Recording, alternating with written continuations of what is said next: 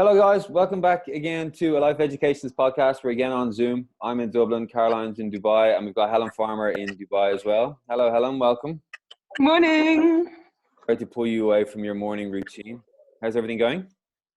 It's going good. I mean, you say routine, there is a bit of a new normal routine, but it's weird how quickly you adapt, isn't it? It's really weird. So mornings have become a weird blend of doing some kind of exercise and then some kind of homeschooling with mixed successes, and then prepping for the show, because then normally I'd be in the studio all day, but we've had to change how the radio works now. So how are you doing it? How we're doing it, there's only about 3 people in the office at any time, and instead of being having guests in the studio for maybe an hour like we normally would do and do these really big kind of in-depth topics, we're having much shorter time slots, and everybody's pre-recorded on the phone or they're live on the phone if we know them and they can be trusted. So that and then we're having to pre-record the last half hour of the show, so we're not overlapping with the guys that come into the studio next. So our temperatures are checked as we come into the office, minimal interaction with people, and then no overlaps. So it's very different, to be honest, because it's hard. You know, it's like doing this in some ways. When you're face to face with someone and you're interviewing, you pick up on those non-verbal cues, and you kind of feed off each other, and it's very hard to do that over the phone. But I do think radio is really important right now. It's always a way of bringing people together. So the show is going on, just in a bit of a different format. Yeah, I like we did a couple of phone calls from Dublin, the phone in, and I have to say I was more nervous about the first phone call this time than maybe like stretching right back to when I was first in the old studio with Suzanne Radford. Yeah. Like I was back to that being that nervous. I was like, this is just a phone call, but like you said, there's no mannerisms, there's no like gestures, and I don't know when you want to talk and you don't know when I'm just gonna yeah. I know. Oh yeah. So it's different. So it's very, very different. But it's really good to be busy right now, to be honest. And the days seem to be going fast. I feel like days have lost a bit of meaning. I'm sure you'll agree. Like, we're not having that Sunday, Monday, Tuesday, Wednesday thing anymore. It's more like what happened yesterday, what's happening today, what's happening tomorrow. I keep asking people, like, what day is it today? Where are we at? Are we at the weekend? Because the weekend doesn't feel any different to the rest of the week. But I wanted to ask you, Helen, how are you adjusting to all of the changes and life being so different? Because especially radio, it's such a social, communicative environment, and to go from being very social to being very isolated, how are you handling that? Well, worryingly well, to be honest. On the social side, I used to have those nights where, like, oh my God, I just really want a night in, whereas now every night is a night in. So it's like, that's the social side I can cope with. And, if this was to happen maybe 5-10 years ago, we wouldn't be able to do this, and on the professional front, on the personal front, and maybe in 5 years' time, things would be very different again, and they'd look back and go, oh my goodness, COVID-19 in 2020, how did they cope with, just Zoom or whatever? So I think we're all making big adjustments on the professional front, which I think actually it's been hugely positive for a lot of people. For me personally, definitely good days and bad days. And that a lot of that is to do with workload, but also family, and trying to help my kids adjust to what's going on, because my youngest hasn't really been out of the house in 8 weeks. Now, I mean, she's been in the garden, but she hasn't, been out and about in over 2 months. And Phoebe, who's now not at school and is now doing home learning instead. And that is, it's not a challenge in terms of content. Like, I can teach 2D shapes, that's fine. It's more that she does not want to do it at all. And I don't like being the nasty mum, and, it's hard. It's really hard. And I'm working. So how does that reconcile? How does that work? So that's been the big adjustment, really, is putting this new hat on and trying to have authority in an area that she's not used to seeing me in that role.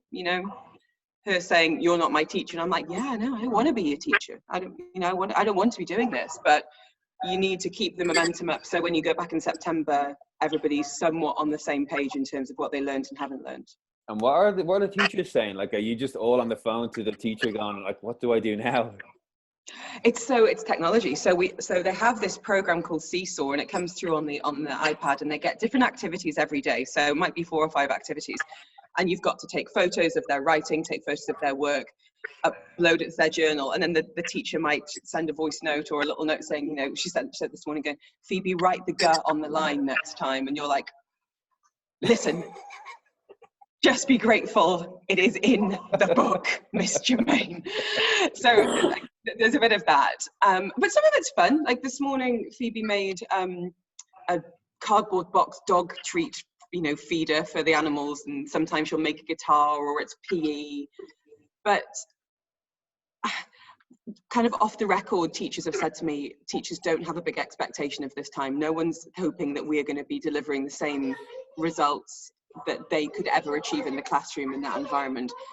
Really, it's just a case of trying to keep on top of some learning, keep their brains working, and they have, like, you know, Zoom class. Phoebe just had a Zoom check-in with their teacher just now, and trying to have a bit of the social side as well.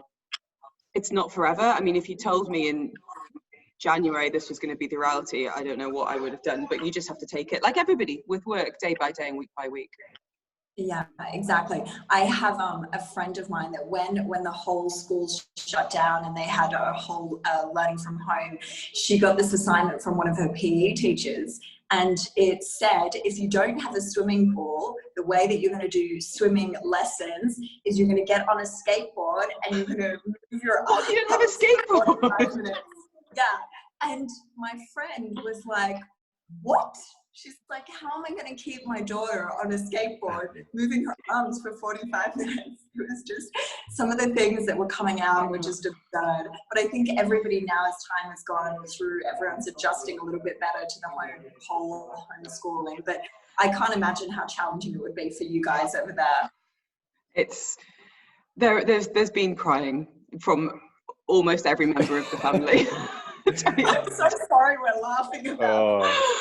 Oh no! But and then like a really dark part of me is hoping that this is going to happen in the UK as well, just because, you know, that feels fair. The teachers must just be like, right, you and you are going to see what I've been saying about your kids for the last 2 or 3 years. They are a rat bag, and I need like, more money to deal with them. Yeah, you thought they were angels. Well, have them back for a bit. Yeah. Let's talk phonics. Yeah.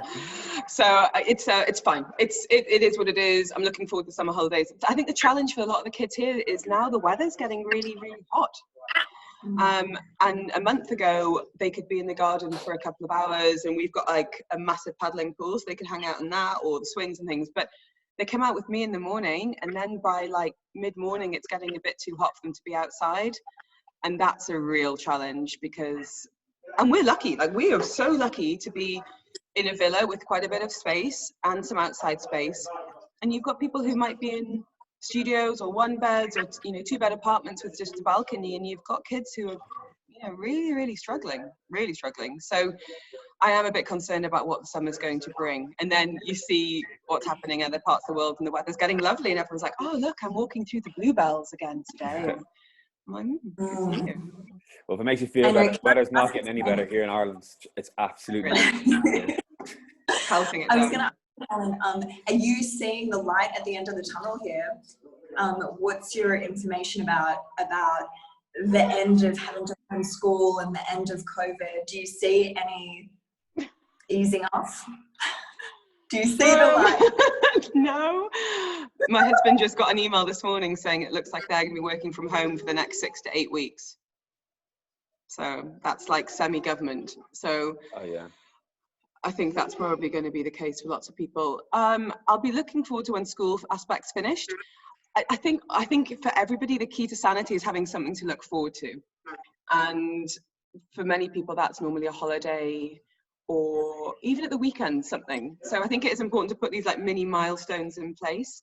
And for us, I was really looking forward to going away this summer, and I can't see that happening. I think it's going to be 2 weeks in Ras Al Khaimah. Well, would you, if they released all the restrictions, would you travel? Like, that's a really interesting question, because things have been reduced here. you know, things in not travel wise, but when we look at the malls being open and things like that. And I'm not rushing to the mall by any means. And I actually got a message last night saying, you know, do you want to come for dinner? We're having a friends and family pre-opening before the restaurant opens on Friday. And I was like, no, I'm fine, thanks. And I think a lot of people will be having that reaction, that they're just not feeling socially ready to get back to that normal for, well, all sorts of reasons. Social anxiety, but also safety, and just feeling like I'm not in that place yet. So if they were to lift the flight restrictions this weekend, I personally would probably want to go to a super safe country or go somewhere really remote. But I wouldn't be racing back to my parents' house right now, for example, because I certainly feel like we're in a bit better position here in the UAE than the UK is. So I'm sitting tight. What about you, Caroline? What would you do? Sorry, what was your question?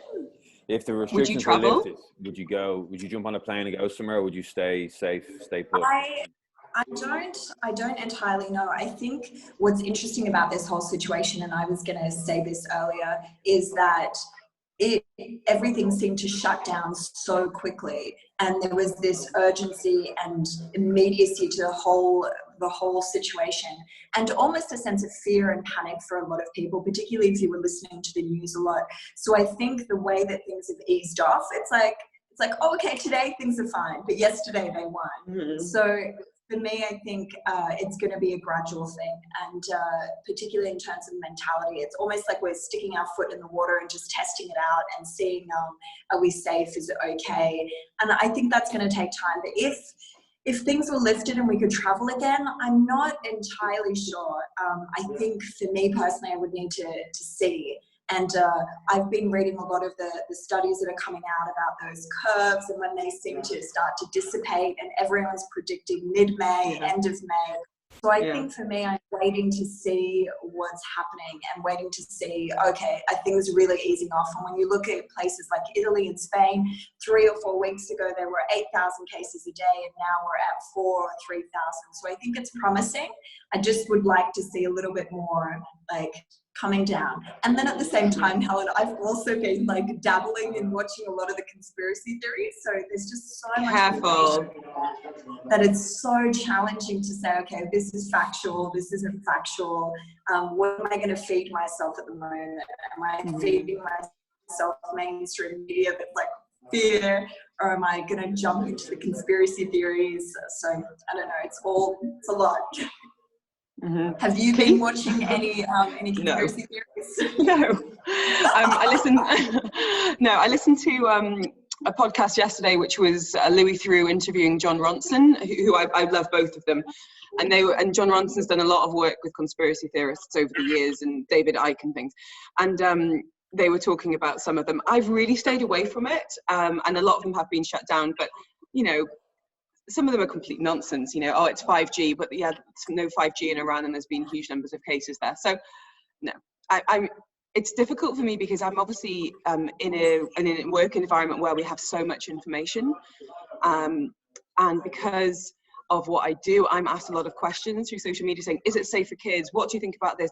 And I'm like, I don't know. And the case is, a lot of people still don't know a lot of information about it. It's changing all the time. So I'm happy just to kind of err on the side of caution right now and stay close to home. But I do think some positives are coming out of this. Like I really, really do. You know, we look at businesses adapting and hopefully continuing to adapt as they move forward, and understanding that people can work more remotely and more flexibly. I think there's been a really good attitude towards people being more open about their mental health right now and being a bit more vulnerable about how they're feeling and feeling a bit more connected in that sense as well. So it's not all doom and gloom.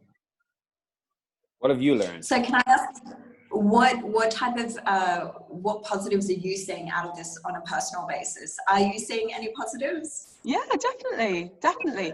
And small things, like I used to be really nervous about doing live phone interviews in the studio. I used to get really anxious about it, but now we haven't got any other way. So I'm like, yeah, fine, we'll just do 6 a day and I'll get used to it. And if this had happened a year ago, I think when it came to being active at home, I would be like, no, I'm just not going to do that. I'm just going to wait until the gym's open again. Whereas now I'm feeling a lot more comfortable about doing workouts at home, and I'm doing far more exercise now than probably I even was before lockdown, which is great. I'm You spending wrote more your time own with program, I saw. I wrote my own program. I mean, Yeah. it was massively lifted. No, it wasn't though. It wasn't because, I mean, there was some bits, there was an order of the top bit that was lifted, but then clearly the more than half was your own stuff. Probably a bunch of exercises you like doing as opposed to the ones you dislike doing. But how did you know? burpees in there. It was just a guess. Yeah, the burpees were the ones from the other workout that were, because I put a peer workout pressure online, and then the top part of that workout appeared on Helen's whiteboard on her social media post. But it was like we were saying, you have the confidence to take it and, you know, get a pen and paper out, write it down. This is what I'll do. This is what I'll do. I won't do 2 or 3. I'll do 4 rounds, 30 minutes. Boom, off I go. Done. Well done with that. It is good. Thank you. So, yeah, I just don't think I would have done that a year ago. And I think a lot of people are feeling the same, that now there's more resources available to them, that we're seeing companies doing things more online and Zoom, and you know, like that kind of creativity, I think is really important. Spending more time with the family, kind of. So that's been mixed blessing.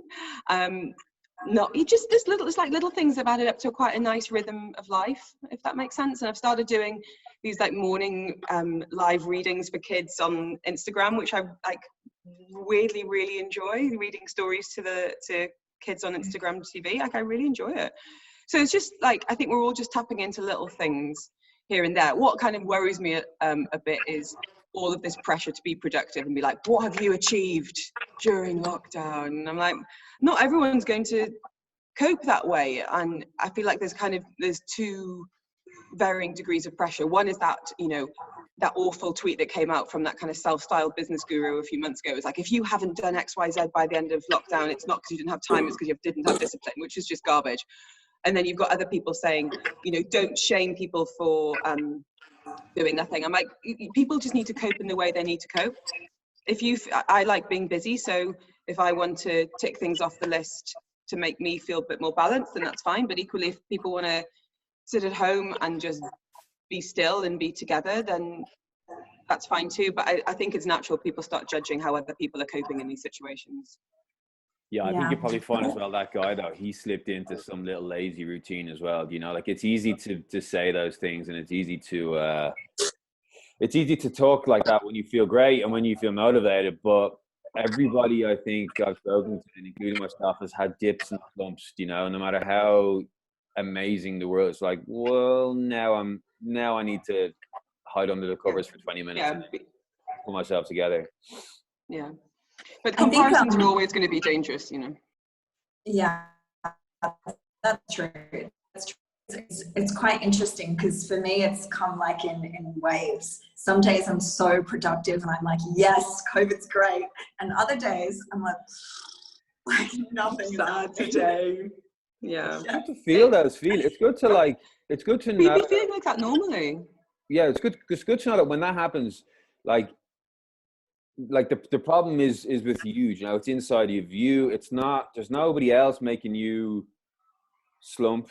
There's no one else making you feel happy. So it's an important thing to realize. I think loads of these situations are creating experiences now that we won't necessarily benefit from until we're out back in the real world, you know, and you get to look back and you get to appreciate the stuff that you get to appreciate, the pain in the ass the traffic is, or you get to appreciate like, oh, I don't like this other thing, but at least I'm a different kind of person. I've learned a little bit from my isolation. I've got to know this and I've figured out that. And so I think whether people are jumping around their living room for 30 minutes or whether they're learning the guitar, you're still going to learn some valuable lessons from this very, very different time. I think we're all learning a bit more about ourselves maybe. And like you're saying, Caroline, it's like you have these ups and downs, but you recognize that in yourself and you listen, because there aren't as many distractions. We're not on the go as much as we normally would be. And if we are getting a bit more tuned into, you know, how we're feeling and how we respond to situations and not distracting ourselves from that, perhaps, I think that's always going to be really useful. But everyone's having a hard time in some respect.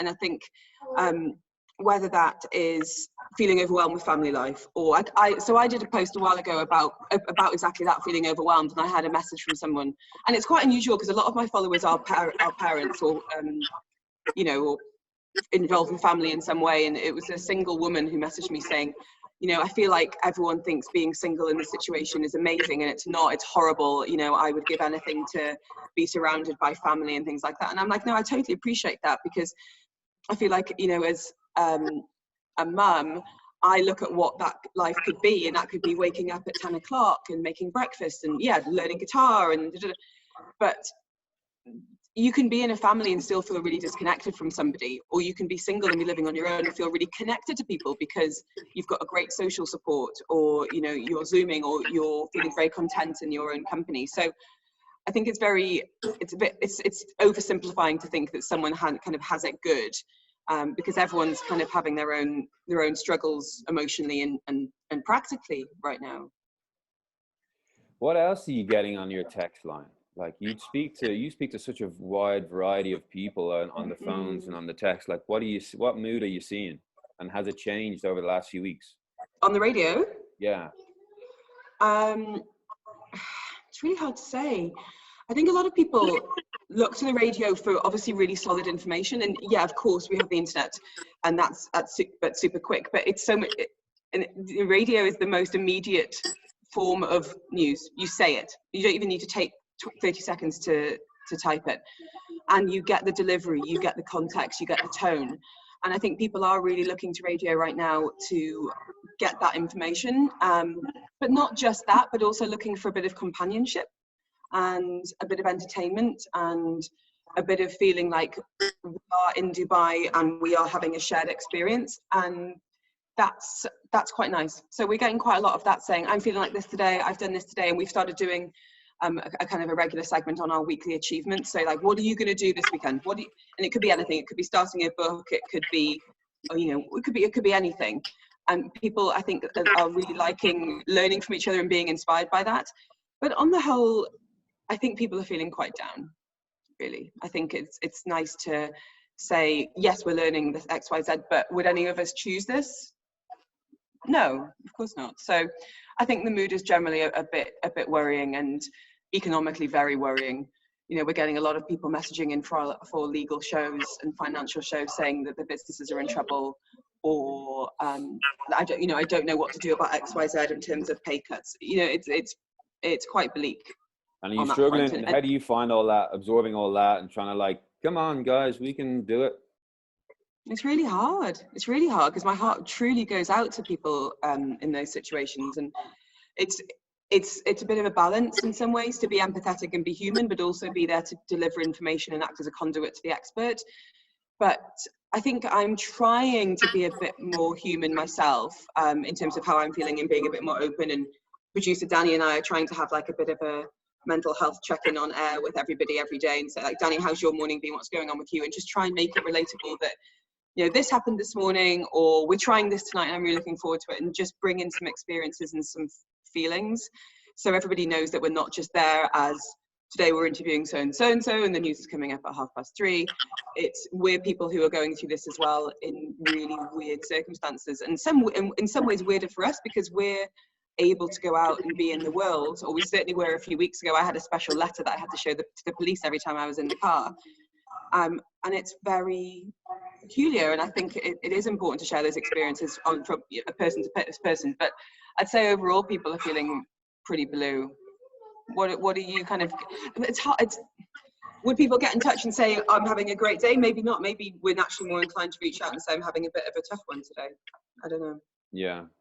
And again, like, I always wonder, like, who are the type of people to jump so quick to text in radio shows, you know? Like, you know, it's more of a consumer thing, isn't it? Like, you just listen to the radio, you don't reach out and get in touch, whereas you might get in touch with somebody on a Facebook group or a WhatsApp group a little bit quicker, because you're in a different mindset.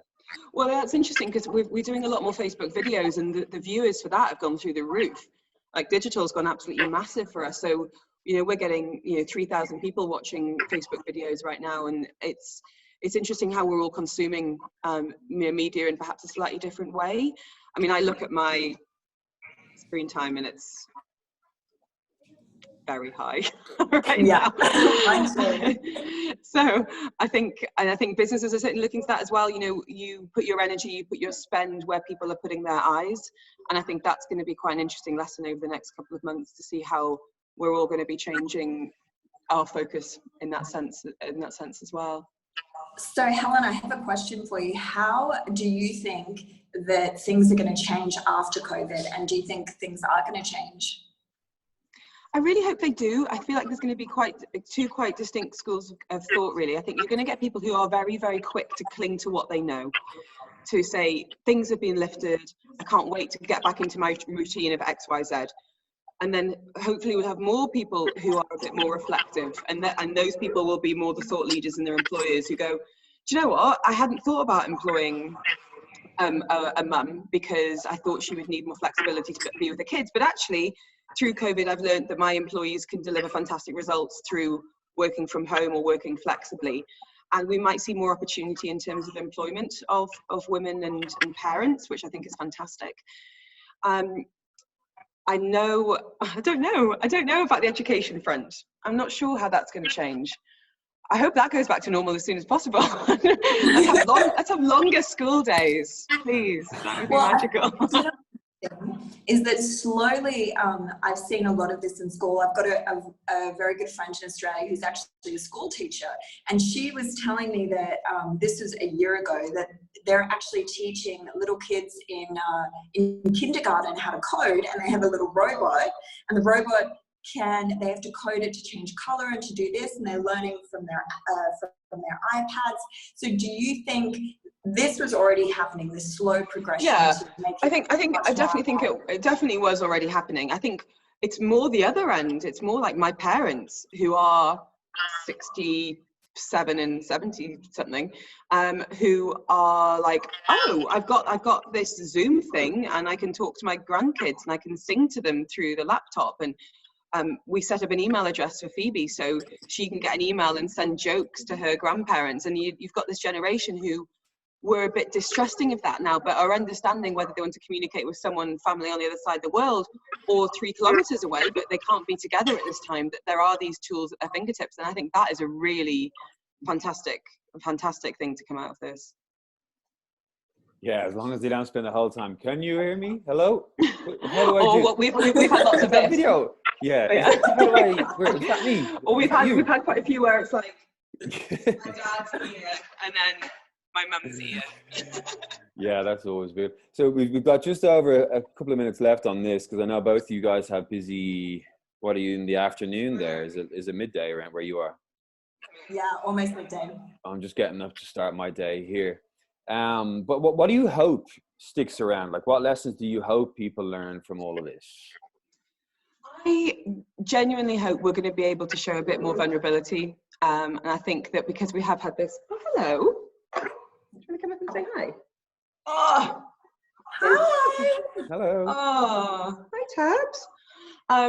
Because we have had this shared experience, and while we have had very unique experiences of it, it is. Do you want a pen? We've had something of a. There you go. Something of a shared experience, and I think we're all able to be a bit more open. Say, like, do you know, I'm having a rubbish day today, or this is what I found helpful today. And if we can start, can I just put my headphones over like that? Thank you. If we can start to be a bit more open with each other, I think that's always going to be really, really valuable. And hopefully, just on the paper, hopefully that will stay with us. I hope. I really hope. Don't you? Yeah, I mean, it is a weird time. I wonder what bits of this will be left over in our psyche. Like, we've spoken a little bit about the exercise. People will now begin to see they can exercise at home, and they don't have to go out for a run, or they don't have to go to a yoga, Pilates, or studio, or a gym. They can do a bit themselves. But I always wonder now, will people be more aware of, don't stand so close to me, don't, maybe, I hope some people are. Do I hug? Do I not hug? How do we do this? Where do we go? Oh, I'm really missing hugging. It's like, and this one's getting told that I love her about 85 times a day. Oh, here's the other one. Hi. But yeah, it's very odd to see people, in the supermarket or in the street and be like, hi, and not be able to give them a hug. So it is. I hope we can go back to hugging really soon. That would be lovely. Sure we will at some point. What we'll do, Helen, we're just about to get cut off here, and I can see the It's getting a little The bit troops. Larry where you are too. Yeah. So we'll wrap it. Where can people get a hold of you, and where can they link up with you online and stuff? So I'm on Dubai every afternoon from 2 until 5 p.m. And then there's a podcast as well. And then on Instagram. So at the Mothership DXB is the best place. Find this Facebook as well, but Instagram really for updates and swipes and daily storytelling and stuff like that. So thank you so much. It felt a bit like therapy. Awesome. Well, thanks for joining us. Pleasure. Yeah, thanks, I'll Helen. speak soon. Catch Bye, up soon. guys. Bye. Bye.